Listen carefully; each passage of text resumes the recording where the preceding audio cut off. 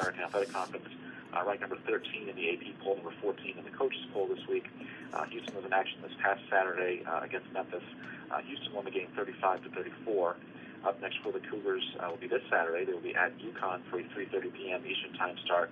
The game will be televised on ESPNU. Coach, thank you for joining us on the call today. If you would take a minute to tie up the win against Memphis to stay undefeated, tell us what you expect to see as you head up this way to face UConn, please. Great culture win, team win. That's our guys never hung their head, never stopped playing, never had any doubt that as long as we keep playing, something good is going to happen. Keep playing hard. Really putrid offensive performance in the first half. I think we had 1 first down in our first 6 drives, and really credit to our defense, even though it was 20-0. Had those 2 red zone opportunities resulted in touchdowns and field goals. It would have been 28-0, and might have had a much different feel to the game. So the defense certainly kept us in it. And that's just it's a testament that game, the comeback, whatever you want to call it, to me, it's a testament to, the games are not won a lot of times by the teams with the best players or that play the best. A lot of times in this great game, games are won by the teams that play the best at critical moments and play the hardest for the longest, and I certainly thought we did that. On to UConn, tremendous defense. Bob's done a great job there, and in his 2 years there, really, instilling his defensive culture.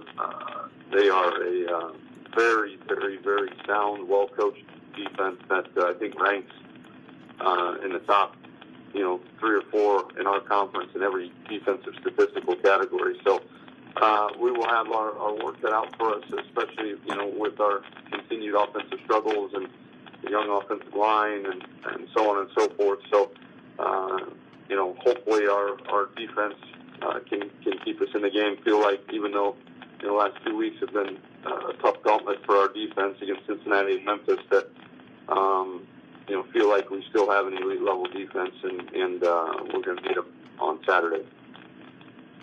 Take questions for Coach Herman, please. *1 on your telephone will join the queue, then the operator will introduce you. And we'll go to Pat Ford with Yahoo Sports. Hey, Tom, how are you?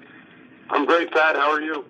I'm good. Congratulations on the season. I noticed you guys had a big crowd there Saturday. I guess how rewarding was it to get everybody in the seats for that one? Oh, it was awesome. I mean, it was about as time of football as you're going to see around here. It was truly a home field advantage. I think Memphis had 4 false starts, which I love to anytime your crowd can force 4 penalties on the opposing team, I think that's a pretty good day at the office for the crowd. And they were, in my opinion, a direct result or a direct factor in us winning the game. Penalties and then just the energy and life that they provided our team. So it was very satisfying to see that finally. Yeah, I know you put in a lot of work in terms of trying to encourage or even cajole fans to get there. And it seems to be, a little bit more of a challenge nationwide to get fans to come to the stadiums. Do you have any thoughts on maybe why that is and what schools can do, even in the midst of good seasons, to make sure the fans show up? I mean, my theory, Pat, is it's called 70-inch flat screen TV. The in-home viewing experience of college football has changed and improved dramatically over the last 5 to 10 years. And if I'm Joe fan or whatever, and I can sit in my basement or my rec room or my media room with 2 TVs and a refrigerator and air conditioning, and not have to worry about the elements and a remote control, and I can watch 4 different games at once. That's a pretty good Saturday for a lot of people. So the second part of your question, I don't know, other than give them a really good product. And I think more than the product on the field, I think game days have to be an event. and the experience of going to the University of Houston football game on a Saturday has to be far greater than what you can experience at home sitting on your couch. And in order to do that, you have to make it not exciting is not the right word. Just you have to make it appealing and fun and turn and corner that these fans, we're talking a 5 to 7, 8 hour day that you've got to maintain their interest the entire way. Yeah. Okay. All right. Very good. Thanks, Tom. Good luck, rest of the Thanks, Pat. Appreciate it. Next, we'll go to Ronnie Woodward with the Greenville Daily Reflector. Hey, Coach, how are you? I'm great, Ronnie. How are you? Good. You mentioned that you weren't really surprised at the way the team responded after being down, but that was obviously just a situation y'all haven't really been in a lot, if at all, this year when you were down 34-14 in the fourth quarter. What was it like kind of just on the sideline and everything at that moment when you knew you had to rally to get back into it and win?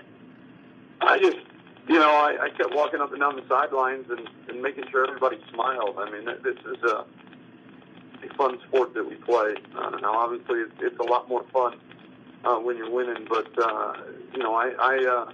I remember walking past Adrian McDonald, and I think I did it, 10 to 12 different times, different kids, but Adrian is the one that stuck out because I went up to him. He had this really serious look on his face. I can't remember if we were down 20 at that point or 13 or whatever it was, but I looked at him and I said, "Hey, man, you having fun, man?" And he looked at me and he goes, "Yeah, you know what, Coach, I'm having a blast." And I said, "Good, we'll go out there and play like it." And, I just think you have to, remind these guys that this is an unbelievably fun sport that they play, that they get to do it and display their love and passion for their brother each and every play. And, don't worry about the scoreboard. That'll take care of itself. Hopefully, we won't run out of time, because I was confident in the fact that we were improving each and every series on both sides of the ball. It was just a matter of were we going to have enough time or not. Gotcha. Okay, thanks, Coach. Yep. If you have any other questions for Coach Herman, please star 1 on your telephone if so.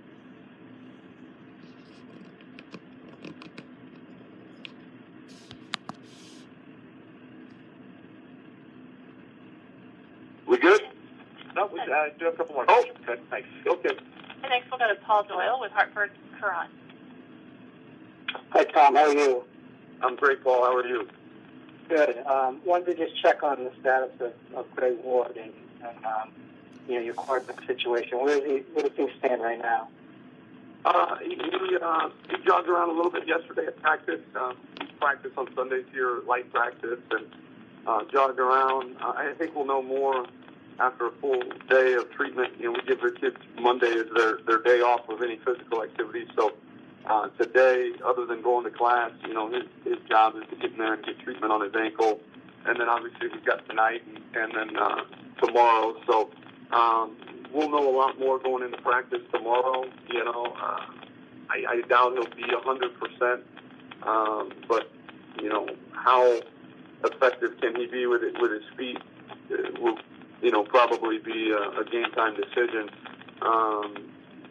Because you want him to be able to be effective with his feet, because that's so big a part of such a big part of his game and what allows him to be successful. And so we've got to make sure that is 90% good enough, is 80% good enough, and but we've got a whole week and we've got a great training staff, and hopefully we'll know a lot more by the end of the week. When you see what Kyle did against Memphis, does that give you a degree of confidence that if you have to go to him, you got to be okay? Oh yeah.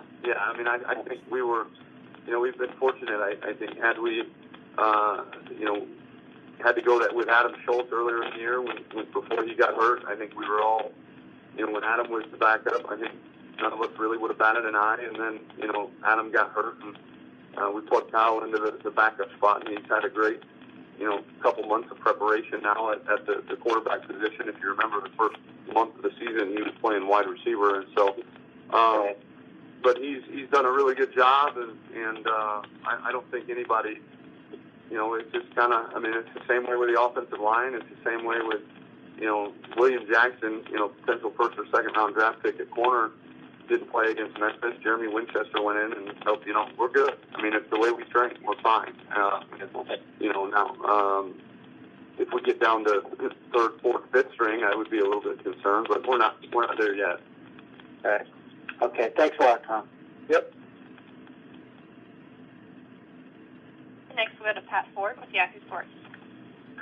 Hey, Tom, just wanted to follow up there a little bit on the quarterback situation. And Postman, how amenable was he to playing wide receiver and still keeping his hand, though, in the quarterback situation? Well, he didn't really, so we brought him in as quarterback. He played most of the training camp as a quarterback. And then we were so thin at wideout, at least from not necessarily a numbers, but just a productivity. We were not improving at receiver here at the rate that we needed to. And so literally the week before the Tennessee Tech game, I should have made the decision a lot sooner, but we said, okay, hey, Kyle, go play wideout. And, he goes out in the first game of the season, has like 5 catches and 80-something yards and a touchdown. So, but he met with the the receivers. That entire, until Adam got hurt, he was a full-time wideout for that, those 3 or 4 weeks. He really didn't have his hand in the quarterback, meeting room or even in any of those preparations at all until Adam Schultz got hurt and we had to move him back full-time. Okay, great. Thank you. Yep. Coach, we thank you for your time today. Look forward to hearing from you again next Monday. Okay. Thanks, guys. Again, Coach Tom Herman from Houston.